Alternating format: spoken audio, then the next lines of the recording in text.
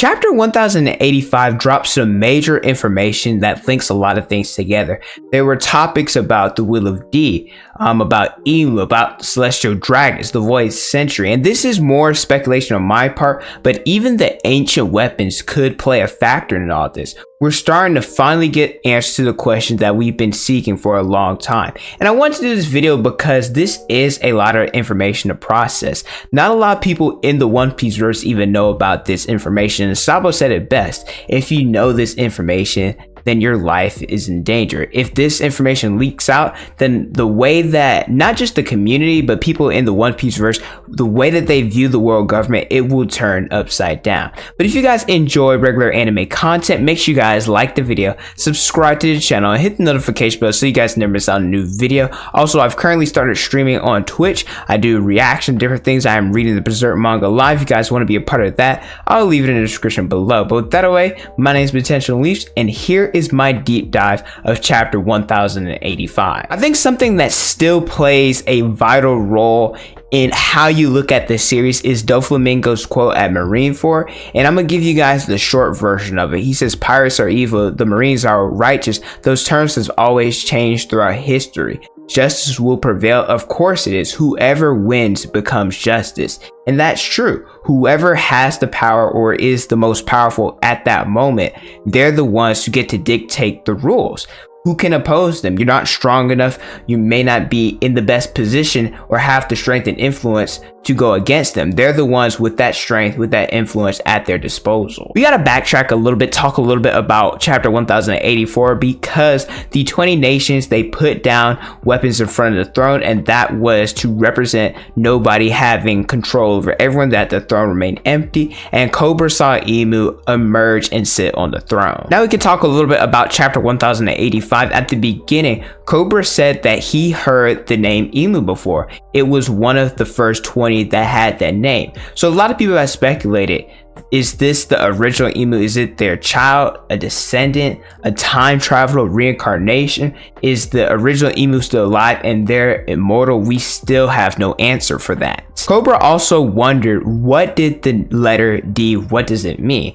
And it was kind of half answer in this chapter. We still don't know what the letter stands for. I know people have speculated that it could be demon, devil, destroyer, damnation, etc. And it also could very well just be the letter, but Emu said that D was a moniker of our ancient enemy. In recent times, it's been cropped up more frequently. However, it's nothing more than a faint echo, and that's because many people don't know the true meaning behind it, because, well, the world government would silence anybody who does know what it means. We actually kind of already knew what Emu was talking about through Law's backstory. In chapter 763, Law, he stated his full name is Trafalgar D. Water Law, and he told Baby 5 and Buffalo that he wasn't supposed to tell anyone because the D is an alias and Water is a secret name. And then he said for generations his family, and then they cut him off. And this shows that Law, his family, has more knowledge of what his name actually is. Now this could be either for the D or for what Water stands for. I'm not really sure about that, but obviously Law, since he was so young at this time, he wouldn't understand everything. There are 13 people to be known with the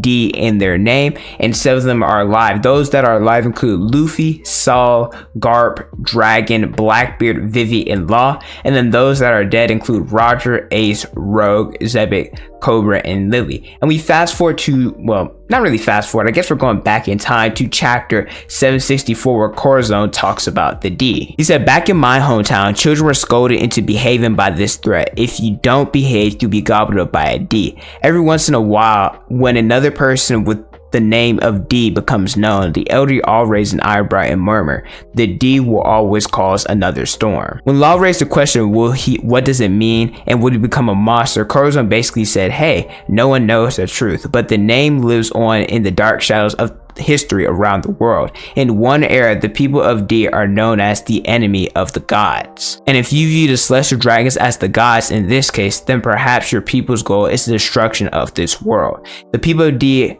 no doubt have a philosophy that pits them against the gods. In regards to celestial dragons, their name, Tentrabito, it literally means heavenly dragon folk. People view them as gods. Whatever they say goes. If you do anything against them or anything to one of them, you're in trouble. Pirates, they even have an unwritten rule not to go against them. And pirates, they do whatever the fluff they want. Look at the scene when Zoro and Charlos, that they were there, and then Zoro, he's about to cut him up, and Boney interfered because they know how dangerous one could be. Because if you attack one, which Luffy did, they end up sending an admiral, which they are the Navy's strongest fighting force. There's also a quote from Rob Lucci that I love, where he talked about the Celestial Dragons during the revelry whenever they tried to take Shirahoshi. He said the Celestial Dragons are the gods who created this world. All of these people here are the kings of the lower realm. It is the natural order for gods to have whatever they desire. Then we cut to chapter 761. Doflamingo, he is a fallen celestial dragon. He still has the influence and the power of one, but he's no longer a Mary Jo. And we know why, because his father left, and when Doflamingo tried to, go back after killing his father, they wouldn't accept him. But the reason why he still has some of that power is because he knows of a crucial treasure. The celestial dragons couldn't kill him because of, the knowledge that he has, and they don't know who all he could have told all of that. So what is this treasure? There's a giant straw hat, and the reason why I'm mentioning this is because when Doflamingo was in prison, he was talking about it, and then we cut to that panel. That also could be Oda trying to throw us off. There's also could be something that has connection to the ancient kingdom, and also it could be, I think in chapter 1084 they mentioned the phantom room, so it could be something that's in there as well. In chapter 908 there was a panel of Emu cutting up people with D in their name, and Shirahoshi and Vivi was included. I mean, obviously now that we know that Vivi is a member of D clan, that's probably why she was there as well. But there's also been some theories about the ancient weapons and correlation with Emu, because we know Pluton, that it's a ship, and Frank, he had the plans for that. Shirahoshi is Poseidon, that she can control the Sea Kings, and we have no clue what Uranus is. However, after 1060, it is speculated that Emu has Uranus, and that is the weapon that allowed them to wipe the Lucia off the face of the One Piece universe. And I also seen some people speculate that the reason why Vivi and Queen Lily, that they're connected to Uranus, is because it could be that the Nefertari family, that was supposed to be an ancient weapon passed down to their bloodline, but Emu ended up taking it, and that's why he has a grudge against her, and other things like that. Like I said, that's nothing but speculation. There's also the importance of the Great Pirate Era. Apparently, if the poneglyphs weren't scattered by Queen Lily, then pirates wouldn't be pursuit of treasure.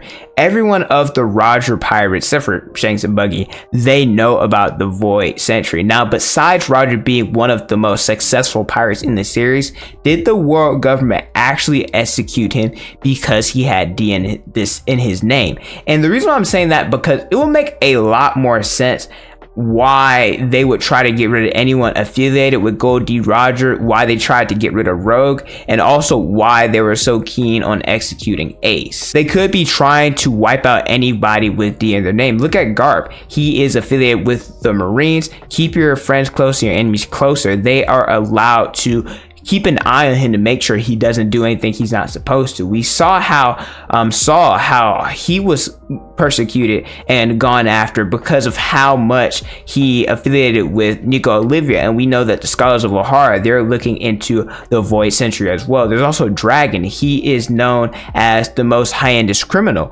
and so he's going against the world government. Luffy, he's going against them as well. He's already declared war on them for Nico Robin, and he's affiliated with her, and she has the ability to read the poneglyphs, and that's why the whole AK is a thing, because Vegapunk, he's somebody that knows too much as well. Also, Marshall D. Teach, they tried to give him a role as a warlord, but he ended up doing stuff, and so now they have to go after him as well. I also want to talk about the Ancient Kingdom. There was a war between 20 kingdoms and this Ancient Kingdom, and that is what the Void Century is. It's the history about this war, and so the 20 kingdoms, they didn't want the idea of the Ancient Kingdom for them to be passed down, so they ended up erasing them, and those 20 kingdoms, they ended up forming the world government. 19 of them became celestial dragons, except for Queen Lily, and which this kind of correlates a little bit to the Red Line and the Lunarians as well, because Marco said that he heard a rumor that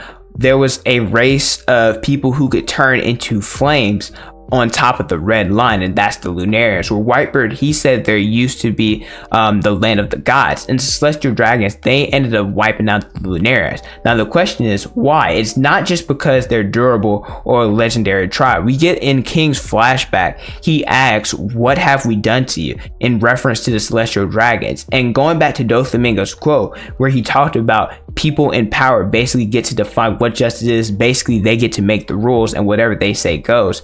It's why King asks Kaido, can he change the world? Because the celestial dragons, they definitely did a disservice to the Lunarians. I find it hard to believe the only reason why they were wiped out is because they were some legendary tribe, because if that's the case, then they would have experimented on a lot more of them instead of just killing them. King wouldn't be the lone survivor. And we may very well see other Lunarians in the series, I'm not sure. But at the same time, I think the reason why the Celestial Dragons went on top of the red line is because it has something special about it. It definitely is a reason why they moved there. Going back to chapter 1085, I want to talk a little bit more about Imu and the Elders. Imu attacked Cobra and Sabo. Originally, I thought it was shadow manipulation, but at the same time, Moria, he has the shadow fruit.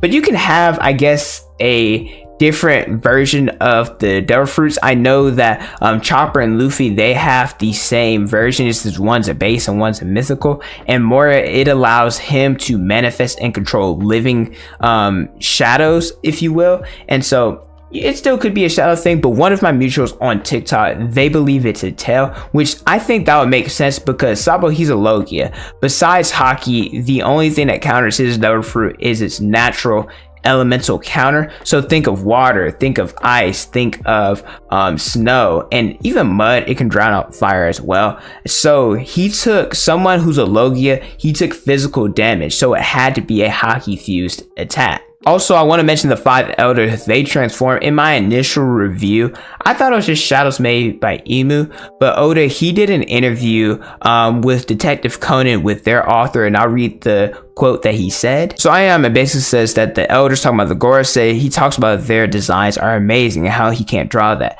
Then Oda says, I think that's something the young bee used to do. I made them appear a long time ago, but even if I think about it back then, I think their designs weren't a failure, although they are still characters who haven't shown the true value. If that's the case and they truly can transform, they probably all have at least ancient or mythical zone devil fruits. With how scared Imu is of the D, I definitely think somebody with D in their name will definitely take them down. I think it'll be a mix of people with the name of D and those of the revolutionaries. In some way, Luffy and Dragon have to have another interaction that isn't just what happened at Logtown, because the world government, they need to be taken down because they have too much power. We saw how after Kaido was defeated, they were trying to take the land of Wano. And so I can't wait for once they're defeated, people like Smoker, like Kobe, like Fujitora, for them to be in power, because they make sure to put civilians in the forefront and they really want to do what's right. This was a really longer video, but chapter 1085 had a lot of information